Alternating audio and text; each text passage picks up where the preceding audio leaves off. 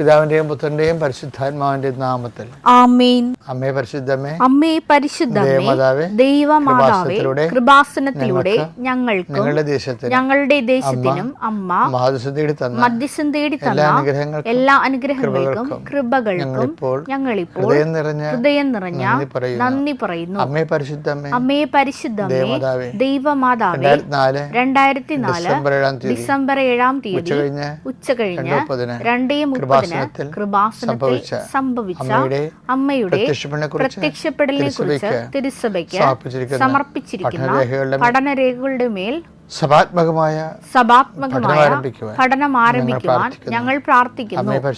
അമ്മേ പരിശുദ്ധമേ, ഭൂസ്വർലോകങ്ങളുടെ രാജ്ഞിയായ അങ്ങേയ്ക്ക് ഭൗമ സംരക്ഷണത്തിനായി പ്രപഞ്ച പ്രകൃതിയെ തന്നെ തിരുസഭ പ്രതിഷ്ഠിക്കുവാൻ ഈ പ്രത്യക്ഷീകരണം വഴി ഇടയാക്കണമേ. പരിശുദ്ധമേ, ജപമാല മാതാവേ, സകല കൃപാസനം പ്രാർത്ഥനകളോടും ചേർത്ത് ഞങ്ങളിപ്പോൾ പ്രാർത്ഥിക്കുന്ന ഈ കുടുംബത്തിന്റെ പ്രത്യേക നിയോഗം പറമക്കളെ,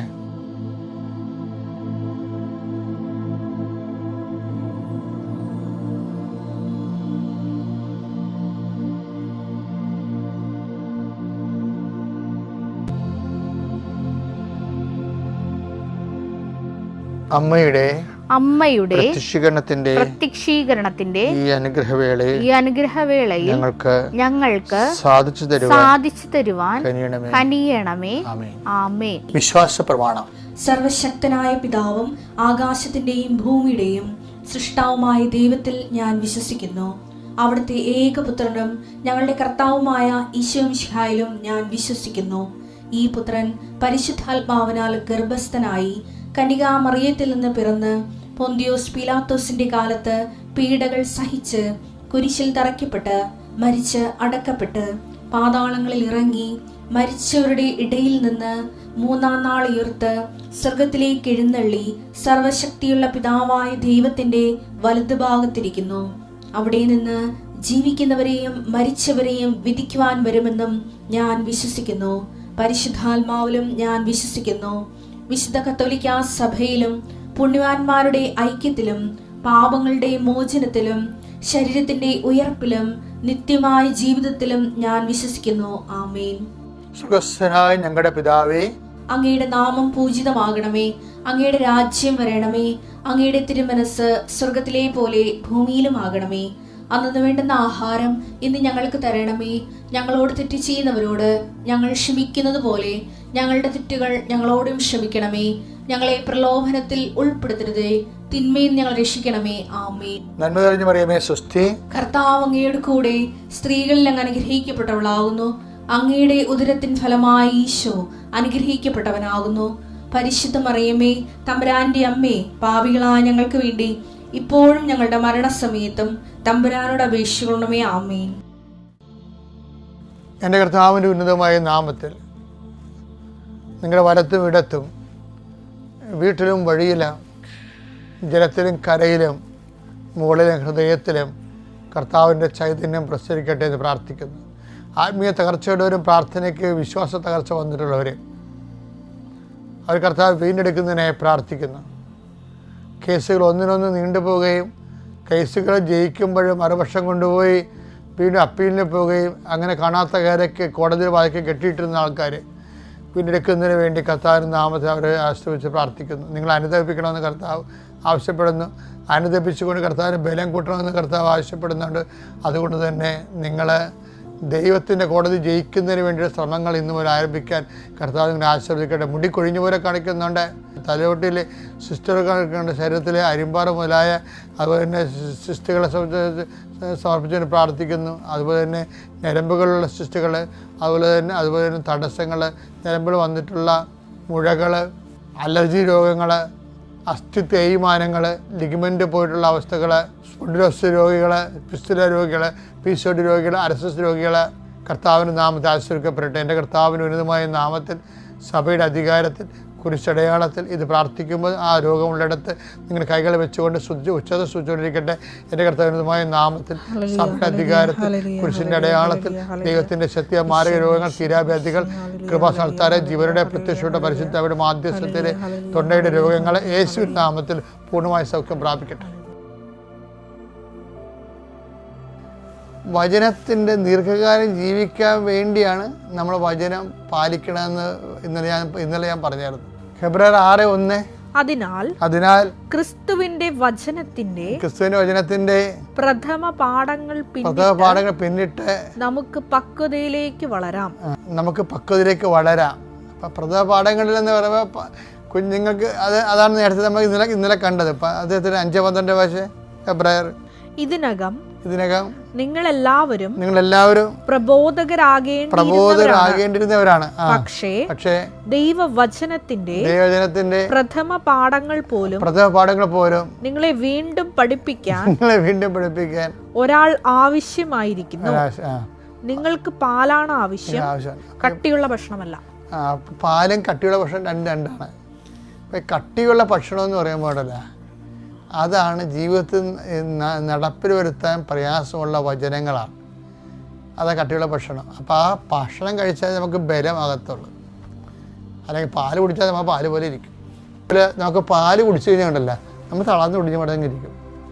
അതുപോലെ തന്നെ നിങ്ങൾ മാതാപിതാക്കന്മാരെ ബഹുമാനിക്കണം, കൊല്ലരുത്. ക്യാപ്സ്യൂൾ കാറ്റഗറിസത്തിന് ടൈമുണ്ട്.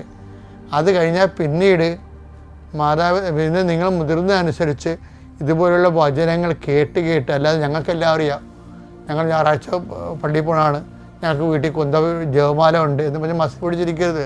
നിങ്ങൾക്ക് ഒന്നും അറിയത്തില്ല. കാര്യം സഭ വളർന്നവൻ ശരിക്കും വളർന്ന വിശ്വാസത്തിൽ അവന് ഒരു പീഡനകാലം വരികയാണെങ്കിൽ അവനെ അതിജീവിക്കാനുള്ള കരുത്ത് നേടിയിട്ടുണ്ട്. നല്ലൊരു ശതമാനം ആൾക്കാർ പീഡനകാലം വരികയാണെങ്കിൽ കരുത്ത് നേടിയിട്ടുണ്ട്. ഇന്ത്യയെ പോലുള്ള രാജ്യം ഇനി നാളെ എന്ത് സംഭവിക്കുമെന്ന് നമുക്കറിയത്തില്ല. പല കാര്യങ്ങളാണ് ഇപ്പോൾ ലോകത്ത് നടന്നുകൊണ്ടിരിക്കുന്നത്. നമ്മൾ ദൈവത്തിൻ്റെ പേരിലാണ് ഉടുപ്പൊക്കെ ഇട്ട് ഇറങ്ങിയിരിക്കുന്നത്.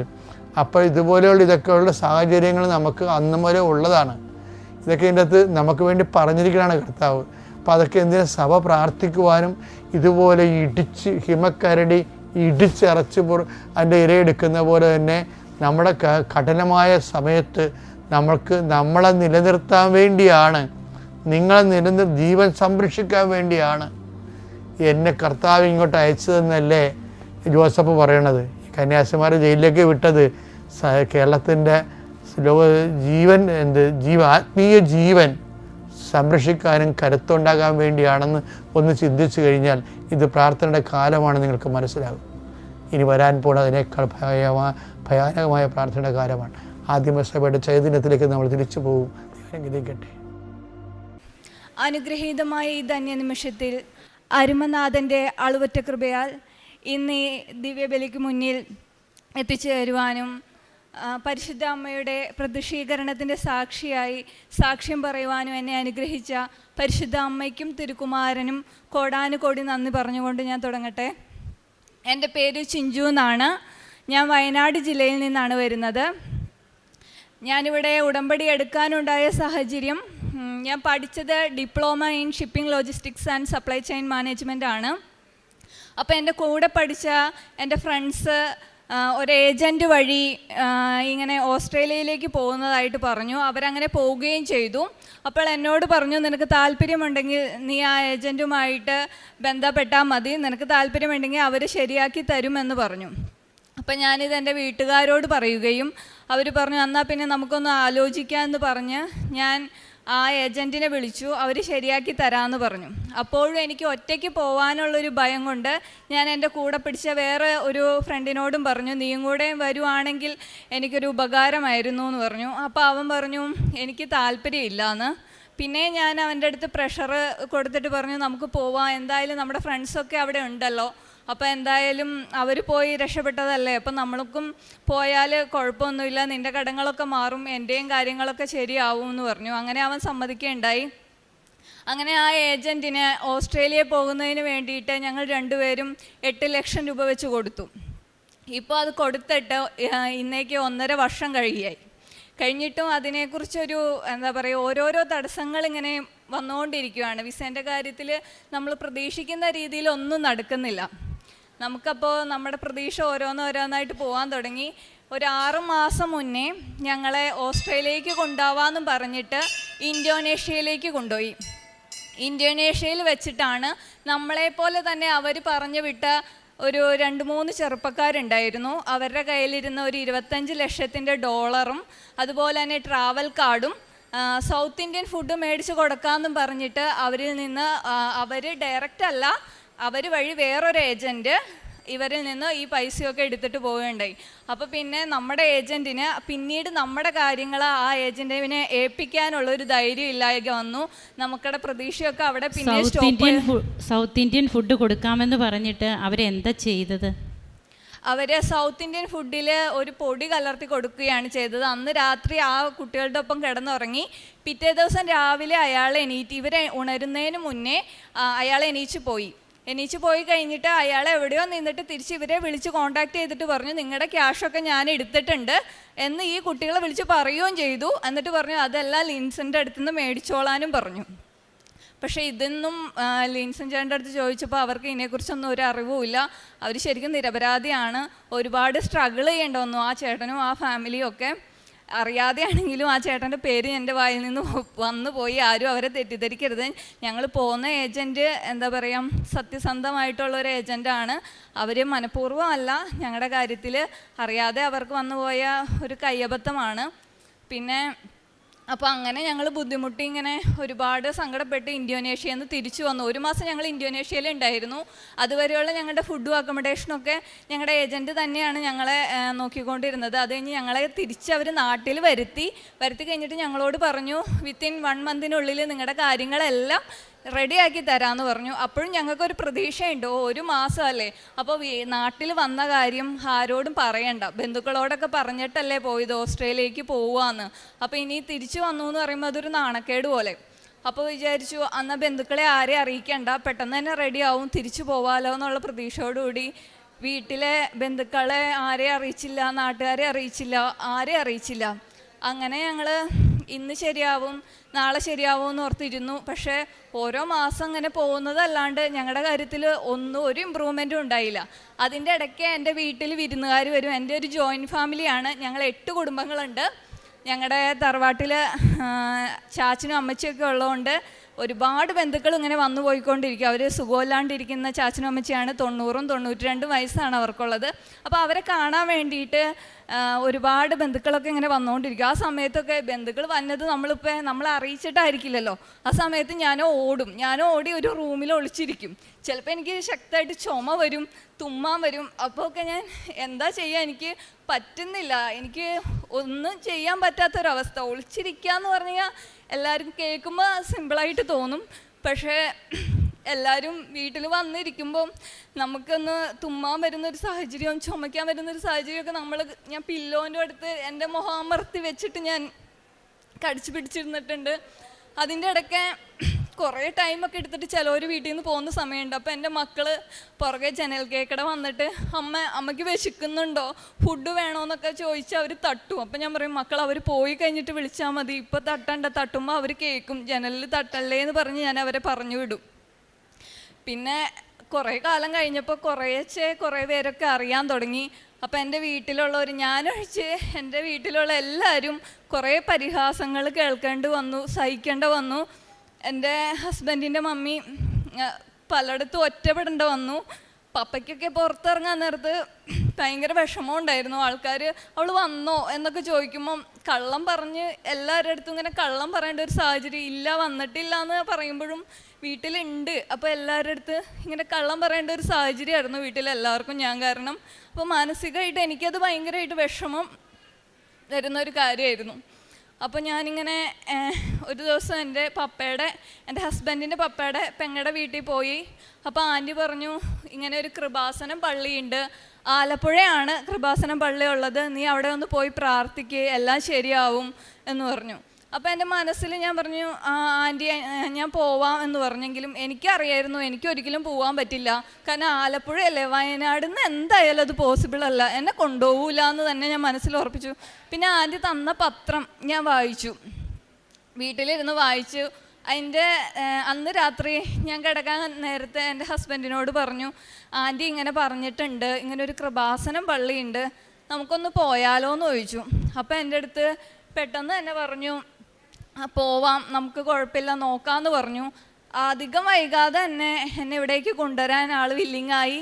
ഞങ്ങളിവിടെ വന്നു. എനിക്ക് ഭയങ്കര സന്തോഷമായി. ഞാനിവിടെ വന്ന് ഉടമ്പടി എടുത്തു.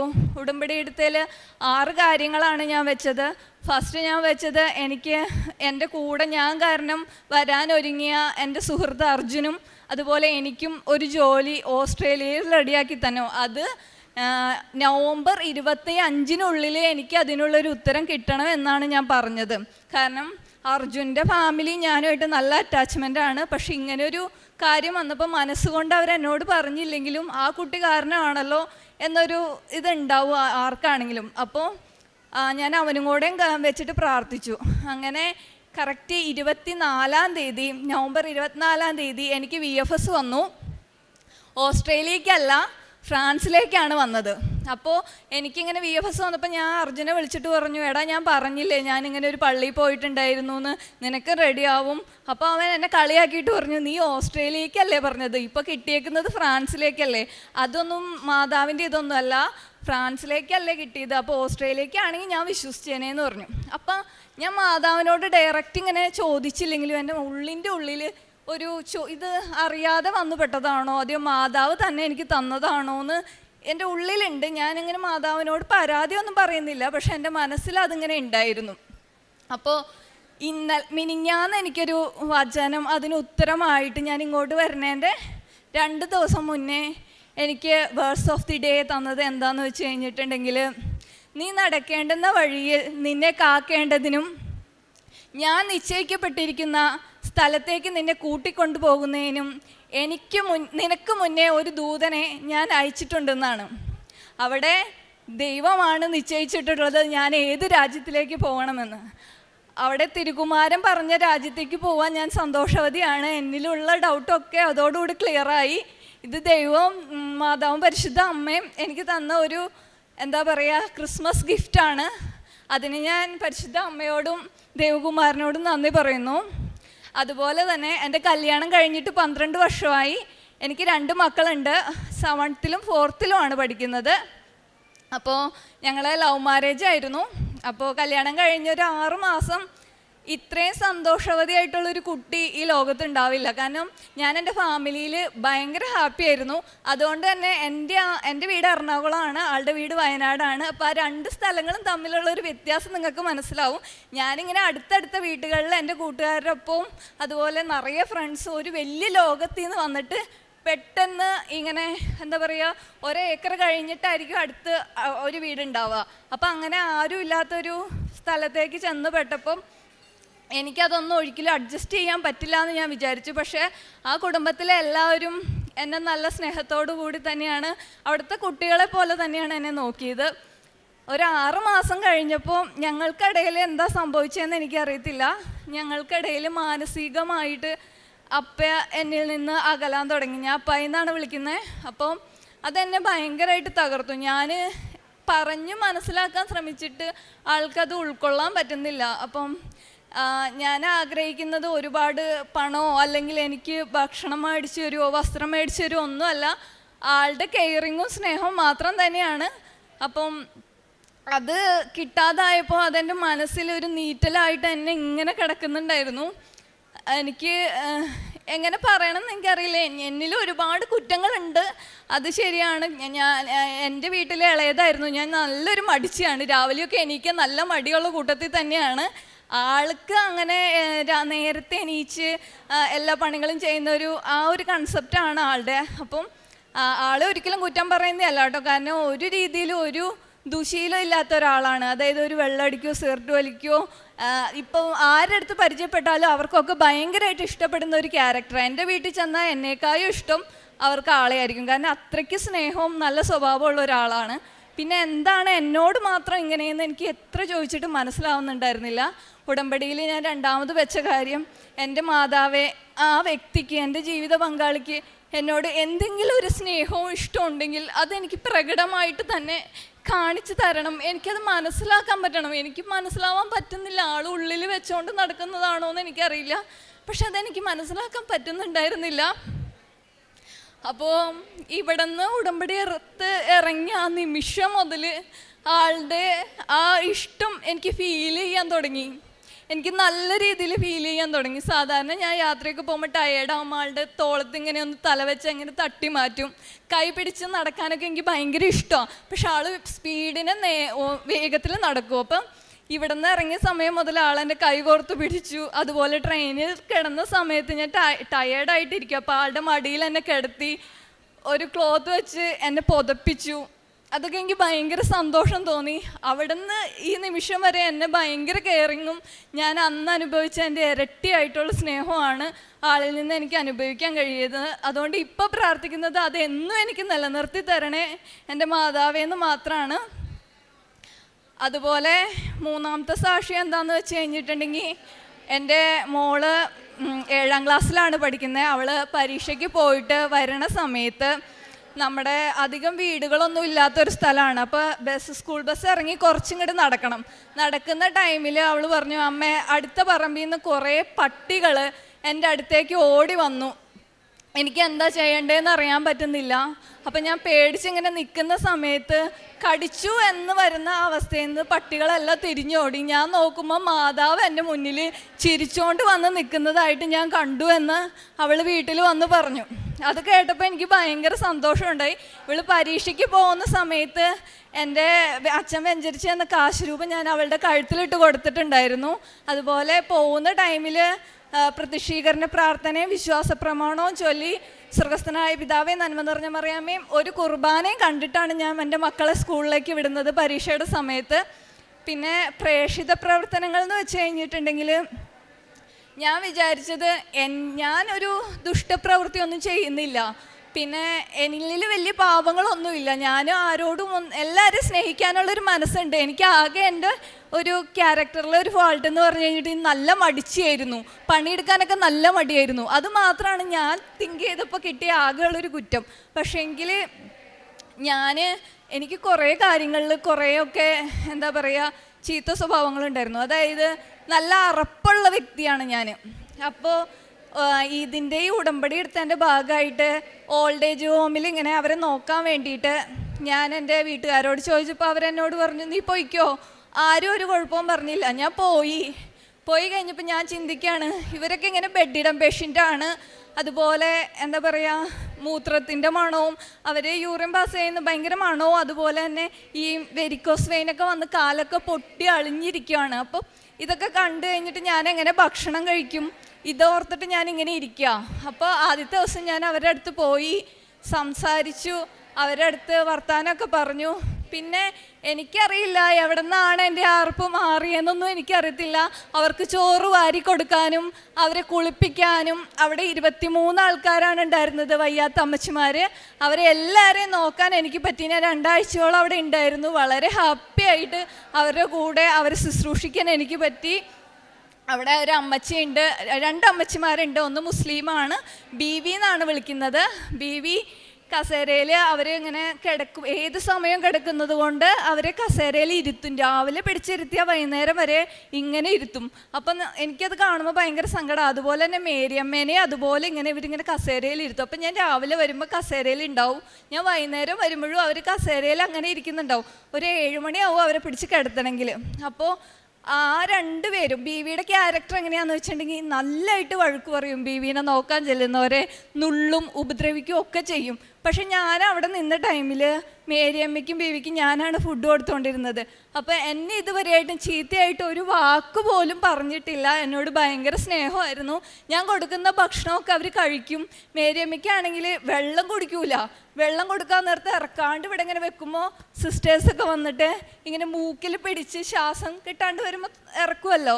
പക്ഷേ ഞാൻ കൊടുക്കുമ്പോൾ ആ വെള്ളമൊക്കെ അവർ കുടിക്കും, നല്ല കുട്ടികളായിട്ട്. എനിക്കപ്പോൾ അത് ഭയങ്കര സന്തോഷമായി. അപ്പോൾ സിസ്റ്റർ വന്നിട്ട് പറഞ്ഞു, അവരുടെ മക്കൾ വരുമ്പോൾ പോലും അവർ മിണ്ടില്ല, എന്ത് ചോദിച്ചാലും മിണ്ടാണ്ടിരിക്കും. പക്ഷെ തന്നോട് നന്നായിട്ട് കൂട്ടാവുന്നുണ്ട്, മിണ്ടുണ്ട്, സംസാരിക്കുന്നുണ്ടെന്ന് പറഞ്ഞപ്പോൾ എനിക്ക് ഭയങ്കര സന്തോഷമായി. പിന്നെ അവിടുത്തെ എല്ലാ അമ്മമാരെയും എനിക്ക് ഭയങ്കര ഇഷ്ടമാണ്. എനിക്ക് ആ ഒരു അറപ്പും, അതായത് എന്താ പറയുക, പേടിയും ഒക്കെ എന്നിൽ നിന്ന് മാറ്റി. അതിന് ഞാൻ പരിശുദ്ധ അമ്മയോടും ദേവകുമാരനോടും നന്ദി പറയുകയാണ്. വീണ്ടും ഒരു കാര്യം പറയാനുള്ളതെന്ന് വെച്ചാൽ, എൻ്റെ വീട്ടിൽ 8 അംഗങ്ങളാണ് ഉള്ളതെന്ന് ഞാൻ പറഞ്ഞില്ലേ. അതിനകത്ത് 90 വയസ്സുള്ള എൻ്റെ വല്യമ്മച്ചിക്ക് നല്ല വണ്ണമുണ്ട്, ചെറിയൊരു അറ്റാക്ക് വന്നിട്ടിരിക്കുമായിരുന്നു. പിന്നെ അതുപോലെ തന്നെ സോഡിയം കൂടി, പിന്നെ യൂറിക് ആസിഡ് കൂടിയത് കൊണ്ട് കാലിലൊക്കെ നീരാണ്. അല്ലേ തന്നെ അമ്മച്ചിക്ക് നല്ല വണ്ണമുണ്ട്. അപ്പോൾ അമ്മച്ചിക്ക് ഒരു 5-6 മാസം മുന്നേ അമ്മച്ചി തീരെ കിടപ്പിലായി. അമ്മയ്ക്ക് ഒട്ടും നടക്കാൻ വയ്യായിരുന്നു. നമ്മൾ വീൽ ചെയറിൽ വെച്ചിട്ടൊക്കെ വേണം ഹോസ്പിറ്റലിൽ കൊണ്ടുപോകാൻ. അപ്പം ഞാൻ ഈ ഉടമ്പടി തൈലം പുരട്ടിയിട്ട് അമ്മച്ചിക്ക് വേണ്ടി പ്രാർത്ഥിച്ചു. ഇപ്പോൾ ഈ കഴിഞ്ഞ ദിവസം അമ്മച്ചി വീൽ ചെയറിലല്ല, വാക്കറിൽ സ്വന്തം പിടിച്ച് ആരെ സഹായം ഇല്ലാണ്ട് വീടിൻ്റെ ഫ്രണ്ടിൽ തിണ്ണ വരെ പോയിരുന്നു. അതിനും നന്ദി പറയുന്നു. ഇത്രയൊക്കെ അനുഗ്രഹങ്ങളാണ് എനിക്ക് പരിശുദ്ധ അമ്മയും ദേവകുമാരനും ചെയ്തു തന്നത്. വേറൊരു കാര്യം പറയാനുണ്ടായിരുന്നത്, ഞാൻ ജനുവരി പോവുകയെന്ന് പറഞ്ഞിരുന്നു. അപ്പം എൻ്റെ സ്വന്തം വീട് പെരുമ്പാവൂരാണ്, എറണാകുളം ജില്ലയിൽ പെരുമ്പാവൂരാണ്. അപ്പം ഞാൻ എൻ്റെ അമ്മേനോട് പറഞ്ഞു, അമ്മേ എനിക്ക് അമ്മേനെ കാണണമെന്നൊരാഗ്രഹമുണ്ട്, അമ്മ ഒന്ന് വരുമോ, വയനാട് വരെ വരുമോ, എനിക്ക് കാണണം, അമ്മയുടെ കൂടെ കുറച്ച് നേരം ഇരിക്കണം, സംസാരിക്കണം. കണ്ടിട്ടിപ്പോൾ ഏകദേശം ഒരു വർഷത്തിൻ്റെ അടുത്തായി. എനിക്ക് അങ്ങോട്ട് വന്നു കഴിഞ്ഞാൽ നാട്ടുകാരൊക്കെ അറിയും ഞാൻ പോയിട്ടില്ല, ഓസ്ട്രേലിയ പോയിട്ടില്ല എന്നുള്ളത്. അതുകൊണ്ട് എനിക്ക് അങ്ങോട്ട് വന്ന് അമ്മേനെ കാണാൻ പറ്റില്ല എന്ന് പറഞ്ഞപ്പോൾ അമ്മ പറഞ്ഞു, ഞാൻ ചേട്ടായിയോട് ചോദിക്കട്ടെ, അവൻ എന്താ പറയുന്നതെന്ന് നോക്കട്ടെ, എന്നിട്ട് മോളെ വിടാൻ പറഞ്ഞു. അങ്ങനെ ഞാൻ അമ്മച്ചി ചേട്ടായിയോട് ചോദിക്കാൻ പറഞ്ഞു. ചേട്ടായിയോട് ചോദിച്ചപ്പോൾ ചേട്ടായി പറഞ്ഞു, ചേട്ടായിക്ക് ലീവില്ല, അതുകൊണ്ട് അമ്മച്ചി പോകണ്ടെന്ന് പറഞ്ഞു. അപ്പം ഞാൻ അമ്മേനെ കുറേ വിഷമത്തിൽ പറഞ്ഞു, അമ്മയ്ക്ക് അല്ലെങ്കിൽ ചേട്ടായി മാത്രം മതിയല്ലോ, ഞാൻ വേണ്ടല്ലോ, എന്നെ കാണണ്ടല്ലോ എന്നൊക്കെ പറഞ്ഞ് കുറേ സങ്കടപ്പാട് അമ്മോട് പറഞ്ഞിട്ട് കുറേ കരഞ്ഞു. ഇന്നിവിടെ പരിശുദ്ധ കുർബാനയിൽ വന്നപ്പോൾ എൻ്റെ കണ്ണൊക്കെ ഇങ്ങനെ നിറഞ്ഞൊഴുകി. അമ്മയുടെ കാര്യം ഓർത്തിട്ട് എനിക്ക് അമ്മേനെ കാണാൻ പറ്റാണ്ട് പോകേണ്ട ഒരു അവസ്ഥയാണല്ലോ എന്ന് വിചാരിച്ച് ഒരുപാട് കരഞ്ഞു ഞാൻ ഈ പരിശുദ്ധ കുർബാനയുടെ മുന്നിൽ. അത് കഴിഞ്ഞ് കുർബാന കഴിഞ്ഞിറങ്ങി ഞാൻ ഫോൺ നോക്കുമ്പോൾ അമ്മയുടെ 2 മിസ് കോൾ വന്നിട്ടുണ്ട്. അപ്പോഴും ഞാൻ തിരിച്ച് വിളിച്ചപ്പോൾ അമ്മ വേറെ കോളിലാണ്. അത് കഴിഞ്ഞിട്ട് ഞാൻ മാതാവിൻ്റെ അടുത്ത് പോയി പ്രാർത്ഥിച്ചിട്ട് വരുമ്പോൾ നല്ല മുല്ലപ്പൂവിൻ്റെ മണം. എൻ്റെ ചുറ്റും പോകുന്നവരൊക്കെ ഞാൻ നോക്കി, ആരാണ് മുല്ലപ്പൂ ചൂടിക്കൊണ്ട് ഇത്രയും മണം, ഭയങ്കര ഡീപ്പായിട്ടുള്ള സ്മെല്ല്. ഞാൻ എല്ലാവരെയും നോക്കി, ആരുടെ തലയിലാണ് മുല്ലപ്പൂ ഉള്ളത്. ഒന്നാമത് പള്ളിയാണല്ലോ, ഇനിയിപ്പോൾ മാതാവിനെ അണിയിച്ചേക്കുന്നതാണോ എന്നും അറിയത്തില്ല. അപ്പോൾ ഇവിടെ എവിടെന്നെങ്കിലും ആണോ എന്ന് അറിയാൻ വേണ്ടി ഞാൻ പരിസരം മുഴുവൻ നോക്കി. ഞാൻ എവിടെയും മുല്ലപ്പൂ കണ്ടില്ല, അവിടെ മാതാവിൻ്റെ ഒരു സാന്നിധ്യം ഞാൻ കണ്ടു. അത് കഴിഞ്ഞ് ഞാൻ വീണ്ടും ഫോണെടുത്ത് അമ്മേനെ വിളിച്ചപ്പോൾ അമ്മേനോട് പറഞ്ഞു, ഇന്ന് ഞാനും അപ്പച്ചനും കൂടി വരുന്നുണ്ട്, അത് പറയാൻ വേണ്ടി വിളിച്ചതാന്ന് പറഞ്ഞു. അപ്പോൾ എനിക്ക് ഒരുപാട് മാതാവിൻ്റെ അനുഗ്രഹവും പരിശുദ്ധ അമ്മയുടെ അനുഗ്രഹവും കിട്ടിയതുകൊണ്ട് എനിക്ക് ഈ ആൾത്താരയിൽ വന്ന് നിന്ന് ഇനിയും ഉണ്ട് കുറേ കാര്യങ്ങൾ. സമയപരിമിതി കൊണ്ട് ഞാൻ ചുരുക്കുവാണ്. ദൈവത്തിൻ്റെ നാമം മാത്രം മഹത്വപ്പെടുമാറാകട്ടെ. എന്നെയും എൻ്റെ കുടുംബത്തെയും നിങ്ങളെല്ലാവരും പ്രാർത്ഥനയിൽ ഓർക്കണമെന്ന് പറഞ്ഞുകൊണ്ട് നിർത്തുന്നു. ദൈവത്തിന് സ്തുതി. നിന്നെക്കുറിച്ചൊരു പദ്ധതി എൻ്റെ മനസ്സിലുണ്ട്, നിൻ്റെ നാശത്തിനുള്ളതല്ല, ക്ഷേമത്തിനുള്ള പദ്ധതി, നിനക്ക് ശുഭമായ ഭാവിയും പ്രത്യാശയും നൽകുന്ന പദ്ധതി. ജെറമിയ പ്രവാചകൻ്റെ പുസ്തകം 29-ാം അധ്യായത്തിലാണ് നമുക്കിത് കാണുവാൻ കഴിയുക. തിരുവചനം അരുളി ചെയ്യുന്നത് പോലെ ഇവിടെ ചിഞ്ചു ജോസഫ് എന്ന മകൾ, ആ മകൾ ഒരു വിദേശ ജോലിക്ക് വേണ്ടിയിട്ട് അപേക്ഷിച്ച്, അത് താൻ മാത്രമല്ല തൻ്റെ കൂടെ വേറെ ഒരു ഫ്രണ്ടിനെയും കൂടെ കൂട്ടി, അങ്ങനെ 8.5 ലക്ഷത്തോളം രൂപ ഏജൻസിക്ക് നൽകി 1.5 വർഷമായി യാതൊരുവിധ റിപ്ലൈയും ഇല്ലാതെ വീട്ടുകാരുടെയും അതുപോലെ തന്നെ അറിയുന്ന പരിചയത്തിലുള്ളവരുടെയും അതുപോലെ കൂടെ വരാമെന്ന് പറഞ്ഞ കുട്ടിയുടെയും ഒക്കെ അവരുടെ കുടുംബത്തിൻ്റെയും ഒക്കെ മാനസിക അവസ്ഥകൾ അതെല്ലാം തന്നെ അസ്വസ്ഥതപ്പെടുത്തിക്കൊണ്ടിരുന്നു. പലരും ചോദിക്കും, ജോലിയൊന്നും ആയില്ലേ, വീണ്ടും ഓസ്ട്രേലിയയ്ക്ക് പോകുവാണെന്നും പറഞ്ഞ് പോകുന്നു, ഇന്തോനേഷ്യ വരെ ചെന്നിട്ട് തിരിച്ചു വരേണ്ടി വരുന്നു, പുറത്തിറങ്ങാൻ പറ്റാത്ത അവസ്ഥ. അതൊക്കെ ഒരു വല്ലാത്ത മാനസിക അവസ്ഥകളിലൂടെയാണ് ഒരു വ്യക്തിയെ കടത്തിവിടുക. അപ്പോൾ അങ്ങനെയുള്ള സാഹചര്യത്തിലാണ് ഈ മകളുടെ കയ്യിൽ കൃപാസന പത്രം കിട്ടുന്നതും കൃപാസനത്തെക്കുറിച്ച് അറിയുന്നു. വയനാട്ടിൽ നിന്ന് ഇവിടെ വന്ന് ഉടമ്പടി എടുക്കുകയാണ്. ഉടമ്പടി എടുത്തത് മാത്രമല്ല ഈ മകൾ ചെയ്യുക, അതുവഴി ചിഞ്ചു വേറൊരു വ്യക്തിയായി തീരുവാനായിട്ട് തൻ്റെ ഭാഗത്തു നിന്ന് പരിശ്രമിച്ചു. ആ ഒരു പരിശ്രമമാണ് ദൈവം ആഗ്രഹിക്കുന്നതും. അങ്ങനെ തൻ്റെ കുറവുകളെക്കുറിച്ചൊക്കെ ബോധ്യമുണ്ടായിരുന്ന മകൾ തൻ്റെ കുറവുകളൊക്കെ മാറ്റിക്കൊണ്ട് ഈ ഉടമ്പടി ജീവിതത്തോട് വിശ്വസ്തത കാണിക്കുവാൻ തന്നെ സഹായിക്കണമേ എന്ന ഒരു പ്രാർത്ഥനയോടെ മുൻപോട്ട് പോയി. അങ്ങനെ ഇപ്പോൾ പല തടസ്സങ്ങളുണ്ടായിരുന്നതെല്ലാം മാറി ഇപ്പോൾ ഫ്രാൻസിലേക്കാണ് ഈ മകൾ പോകുവാൻ തയ്യാറായി നിൽക്കുന്നത്. ഫ്രാൻസിലേക്ക് പോകുമ്പോൾ വീണ്ടും ഇത് ദൈവം തന്നെ ഇതെങ്ങനെയാണ് തനിക്ക് താൻ ആഗ്രഹിച്ചിരുന്ന സ്ഥലം ഒന്ന്, ഇപ്പോൾ പോകുന്ന സ്ഥലം വേറൊന്ന്, അങ്ങനെയുള്ള അസ്വസ്ഥമായ ചിന്തകൾ വരുമ്പോഴും അവിടെയും ദൈവത്തിൻ്റെ കരുണയുള്ള കരം തിരുവചനമായി ഈ മകളുടെ മനസ്സിലേക്ക് വരികയാണ്. നിനക്ക് മുമ്പേ ഞാൻ എൻ്റെ ദൂതനെ അയച്ചിട്ടുണ്ടെന്നാണ് തിരുവചനത്തിലൂടെ ഈ മകളോട് ഈശോ സംസാരിച്ചത്. അങ്ങനെ ഇപ്പോൾ പോകാനുള്ള തയ്യാറെടുപ്പിലായി. എല്ലാം ഈ മകൾ ഡേറ്റിട്ട് പ്രാർത്ഥിച്ച ആ ദിവസങ്ങളിൽ തന്നെ പരിശുദ്ധ അമ്മ തിരുക്കുമാരനോട് പറഞ്ഞ് ഈ മകൾക്ക് എല്ലാം നിവൃത്തിയാക്കി കൊടുക്കുകയാണ്. ഇവിടെയാണ് പരിശുദ്ധ അമ്മ അവൻ പറയുന്നത് പോലെ ചെയ്യുവിൻ എന്നുള്ള വചനത്തിൻ്റെ സാക്ഷിയാകുവാൻ നമ്മോട് പറയുക. അതായത് എന്താണ് ഈശോ പറയുന്നത്? സുവിശേഷമാകാനാണ് പറയുക.